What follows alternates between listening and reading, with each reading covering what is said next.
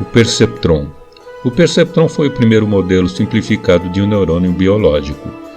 Ele é um algoritmo de classificação binária que trabalha como uma função chamada limiar, uma função que mapeia um vetor de entrada x para um valor de saída f de x, um único valor binário, geralmente 0 ou 1. Matematicamente, o perceptron é representado por essa expressão: f de x é igual a 1 se wx mais b maior que 0, caso contrário, fx é igual a 0, onde w é um vetor de pesos, ou coeficientes como costumamos chamar, e wx é o produto dos vetores, ou seja, o dot product, onde m é o número de observações e b é o bias, o intercepto numa regressão linear.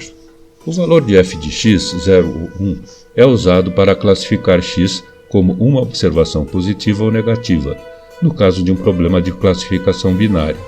Entretanto, o algoritmo de aprendizagem perceptron não funciona se o conjunto de aprendizagem não for linearmente separável.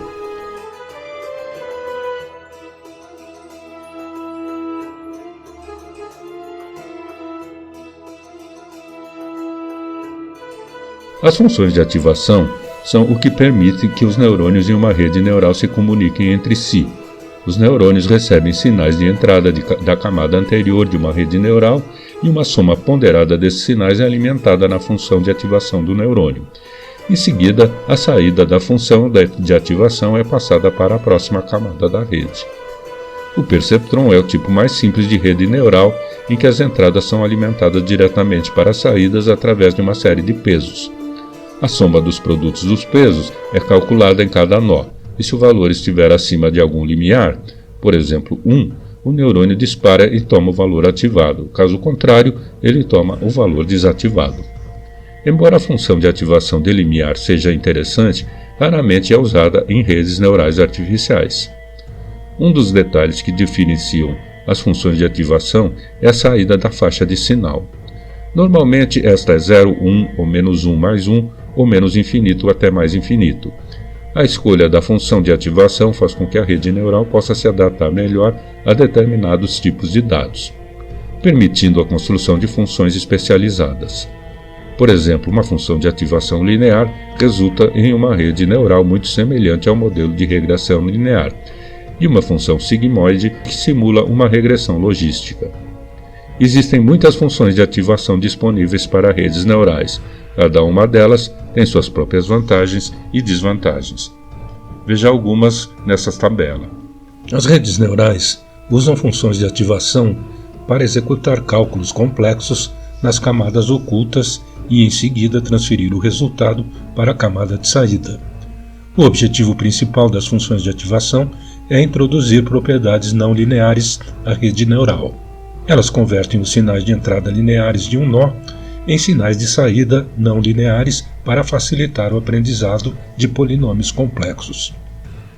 Se as funções de ativação não forem aplicadas, o sinal de saída seria simplesmente uma função linear, ou seja, uma combinação linear das entradas. Veja que ela pode variar de menos infinito a mais infinito. Portanto, é necessário limitar a saída para obter uma previsão aceitável, e isso é feito usando a função de ativação, por exemplo, a sigmoide. Embora seja fácil resolver equações lineares, elas são limitadas e, como dissemos, têm menos poder para aprender mapeamentos de relações complexas a partir dos dados. Assim, sem funções de ativação, uma rede neural seria um modelo de regressão linear com habilidades limitadas. Isso certamente não é o que queremos de uma rede neural.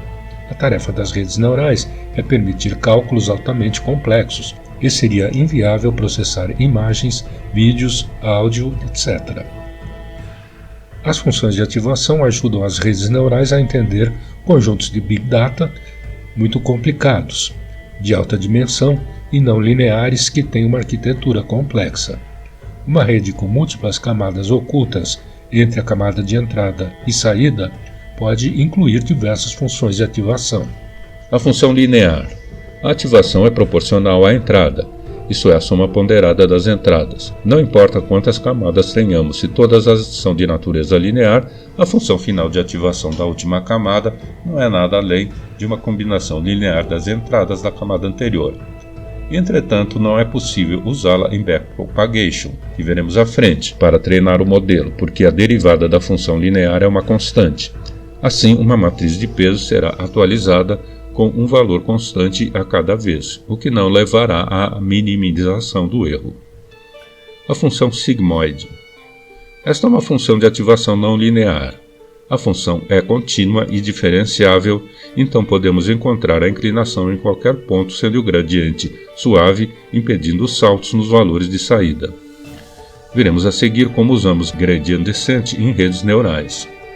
Lembre-se que usamos a diferenciação ao atualizar a cost function para saber em que direção e quanto mudar ou atualizar a curva, dependendo da inclinação.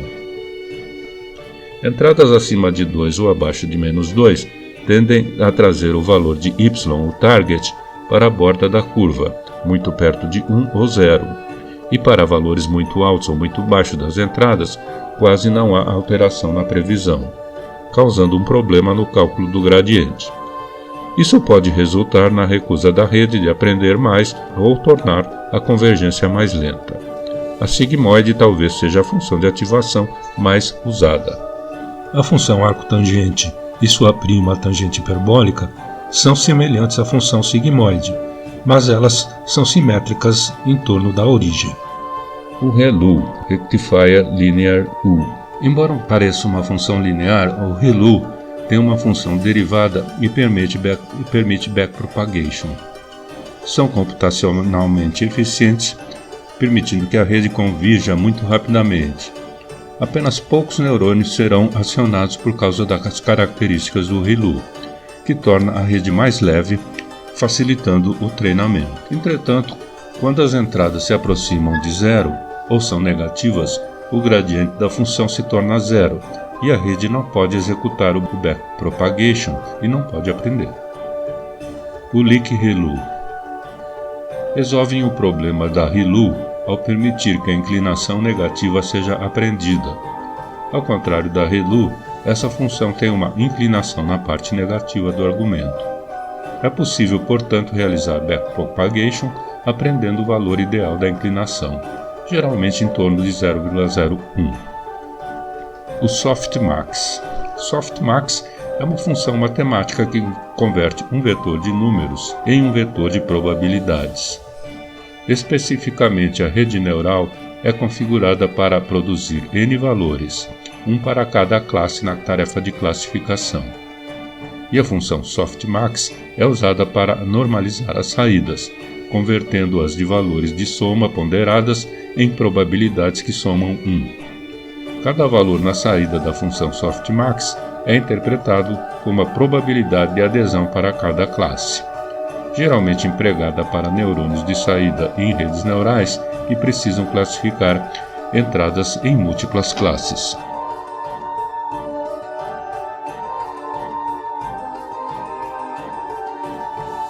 Quando sabemos que a função que estamos tentando aproximar tem certas características, podemos escolher uma função de ativação que irá aproximar a função mais rapidamente, levando a um processo de treinamento mais rápido. Por exemplo, uma sigmoide funciona bem para um classificador porque aproxima a função logística, e nesse aspecto é melhor que a ReLU. Isso levará a um processo de treinamento mais rápido e à convergência.